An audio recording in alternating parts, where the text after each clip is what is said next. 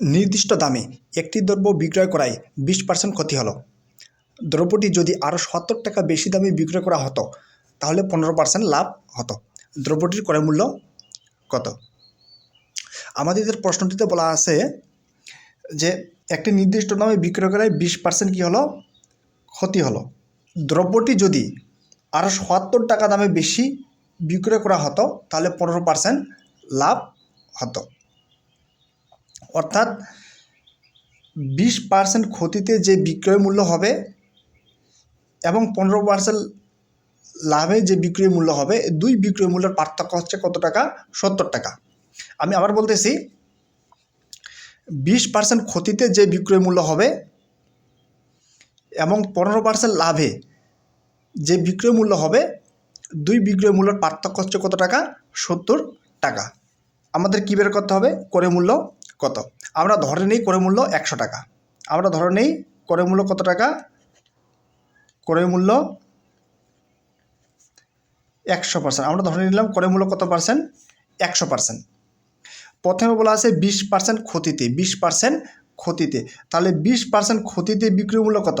20% ক্ষতিতে বিক্রয় মূল্য, অর্থাৎ ক্রয় মূল্য কত টাকা? 100 টাকা। আমাদের 100 টাকা থেকে 20 টাকা কী হয়েছে? ক্ষতি হয়েছে। তাহলে বিক্রয় মূল্য কত টাকা? 80 টাকা বিক্রয় মূল্য। আমাদের ক্রয় মূল্য কত পার্সেন্ট? 100%। আমাদের 20% ক্ষতি হয়েছে, সুতরাং আমাদের বিক্রয় মূল্য হচ্ছে 80 টাকা। এখন এরপরে বলা আছে 70 টাকা বেশি দামে বিক্রয় করা হতো তাহলে 15% কী হতো? লাভ হতো। তাহলে 15% লাভে 15% লাভে বিক্রয় মূল্য কত? ক্রয় মূল্য 100 টাকা, আমাদের লাভ হয়েছে কত? 15।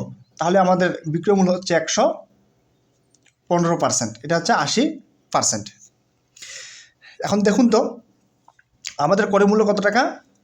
ক্রয় মূল্য হচ্ছে 100%। আমাদের ক্রয় মূল্য হচ্ছে কত পার্সেন্ট? 100%।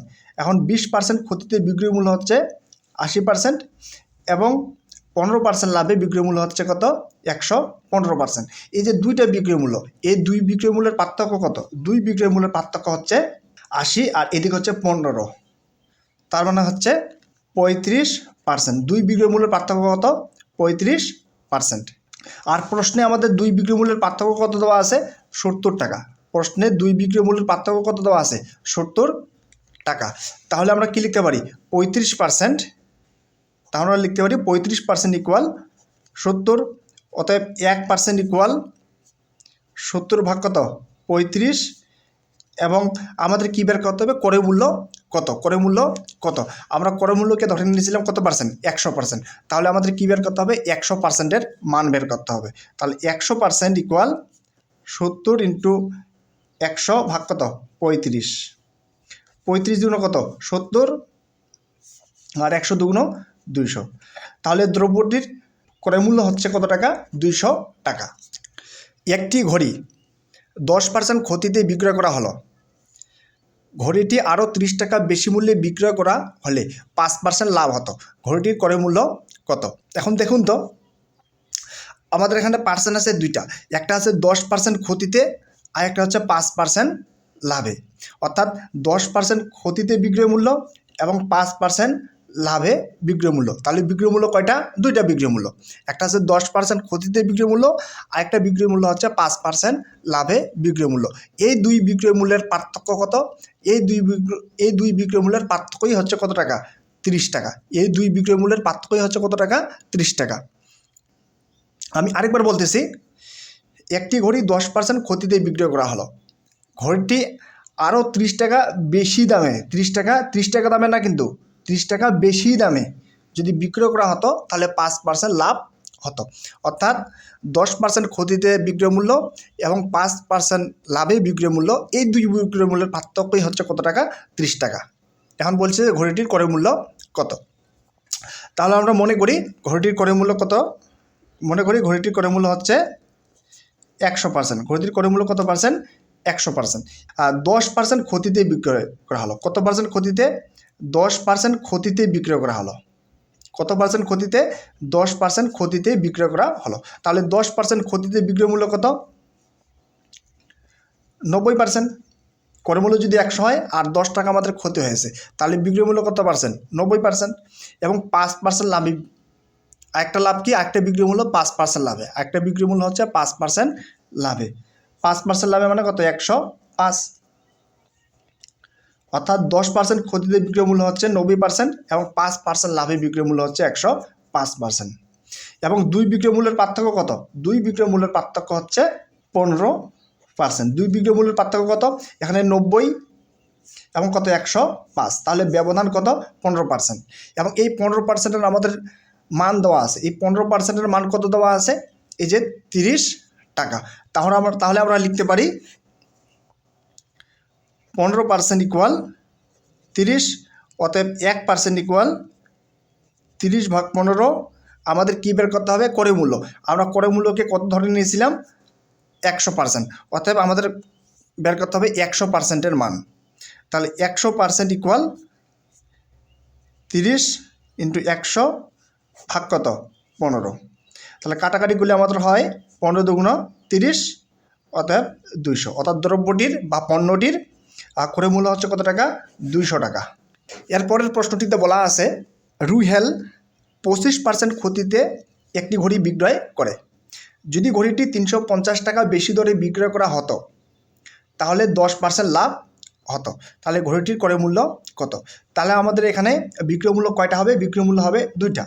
একটা হচ্ছে 25% ক্ষতিতে বিক্রয় মূল্য, আর একটা হচ্ছে 10% লাভে বিক্রয় মূল্য। এবং এই দুই বিক্রয় মূল্যের পার্থক্য হচ্ছে কত টাকা? 350 টাকা। এবং এই দুই বিক্রয় মূল্যের পার্থক্য হচ্ছে কত টাকা? 350 টাকা। তাহলে আমাদের বলছে যে ঘড়িটির ক্রয় মূল্য কত। তাহলে আমরা ঘড়িটির ক্রয় মূল্য ধরে নিব। ঘড়িটির ক্রয় মূল্য কত? ক্রয় মূল্য হচ্ছে কস্ট প্রাইস বা সিপি ধরে নিলাম। কত পার্সেন্ট? 100%। এবং আমাদের বিক্রয় মূল্য কয়টা হবে? দুইটা। বিক্রয় মূল্য কয়টা হবে? দুইটা। একটা বিক্রয় মূল্য হচ্ছে 25% ক্ষতিতে, তাহলে 25% ক্ষতিতে বিক্রয় মূল্য হচ্ছে 75%।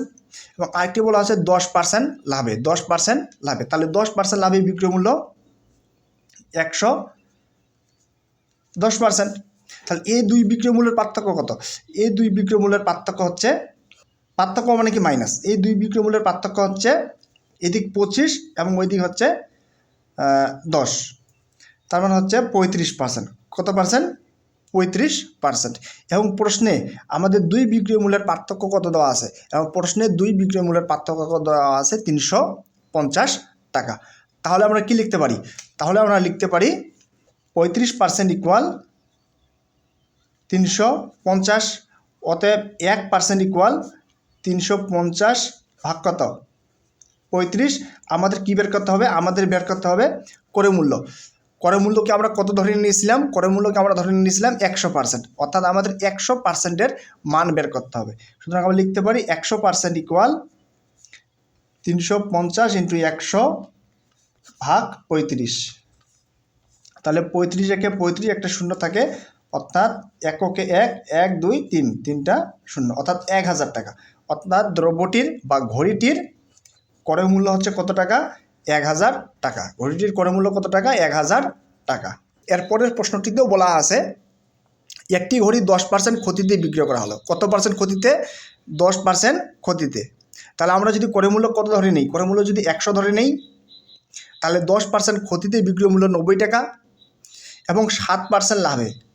ক্রয় মূল্য ধরে নিয়েছিলাম কত? 100, তাহলে 7% লাভে বিক্রয় মূল্য হচ্ছে 107। এবং যে 10% ক্ষতিতে বিক্রয় মূল্য কত? 90% এবং 7% ক্ষতিতে বিক্রয় মূল্য 107%। এই দুই বিক্রয় মূল্যের পার্থক্যই দেওয়া আছে আমাদের কত? 51 টাকা। এই দুই বিক্রয় মূল্যের পার্থক্যই দেওয়া আছে কত টাকা? 51 টাকা। তাহলে ক্রয় মূল্যকে আমরা ধরে নিই কত পার্সেন্ট? ক্রয় মূল্যকে ধরে নেই 100%। ক্রয় মূল্যকে কত ধরে নেব? অর্থাৎ কস্ট প্রাইস ইকুয়াল কত পার্সেন্ট? 100%। এখন 10% ক্ষতিতে বিক্রয় মূল্য কত? 90%। এরপরে বলা আছে 7% লাভ হতো, তাহলে 7% লাভে বিক্রয় মূল্য কত? 107%। এখন দুই বিক্রয় মূল্যের পার্থক্য কত? দুই বিক্রয় মূল্যের পার্থক্য হচ্ছে মাইনাস। দুই বিক্রয় মূল্যের পার্থক্য হচ্ছে এদিক হচ্ছে 10 এবং এদিক হচ্ছে 7, অর্থাৎ 17% হচ্ছে দুই বিক্রয় মূল্যের পার্থক্য। এবং প্রশ্নের দুই বিক্রয় মূল্যের পার্থক্য কত দেওয়া আছে? প্রশ্নের দুই বিক্রয় মূল্যের পার্থক্য দেওয়া আছে 51 টাকা। তাহলে আমরা লিখতে পারি 17% ইকুয়াল তাহলে আমরা লিখতে পারি 17% ইকুয়াল 51 টাকা। অতএব 1% ইকুয়াল 51/17। অতএব 100% ইকুয়াল কত percent? 100% equal 51 into 100 divided by কত? 17। তাহলে যদি আমরা কাটাকাটি করি 3 17 কত? 51। 3 17 51, আর 3 আর 100 গুণ দিলে হয় 300। আমাদের করে মূল্য হচ্ছে কত টাকা? 300 টাকা। করে মূল্য হচ্ছে কত টাকা? 300 টাকা। অর্থাৎ টেবিলটির করে মূল্য কত টাকা? টেবিলটির করে মূল্য হচ্ছে 300 টাকা। এর পরের প্রশ্নটি হচ্ছে, এক ঝুড়ি আম 10% ক্ষতিতে বিক্রয় করা হলো।